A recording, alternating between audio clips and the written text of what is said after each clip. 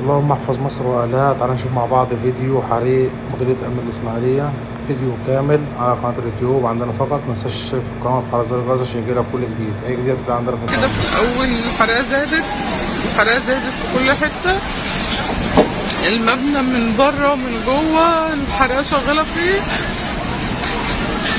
ربنا يسترها يا رب، استرها يا رب، يا رب الطف. الحرارة وصلت لجوه المكان كمان، يعني المكان نفسه المطاف مش قادرة تعمل حاجة، ولا خراطيم المية بتعمل حاجة. بعيدة جدا، خراطيم المية بعيدة جدا عن المكان اللي فيه الحريقة.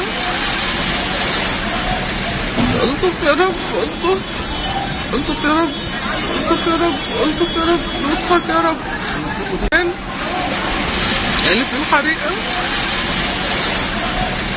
الطف يا رب، الطف، الطف يا رب، الطف يا رب، الطف يا رب، لطفك يا رب.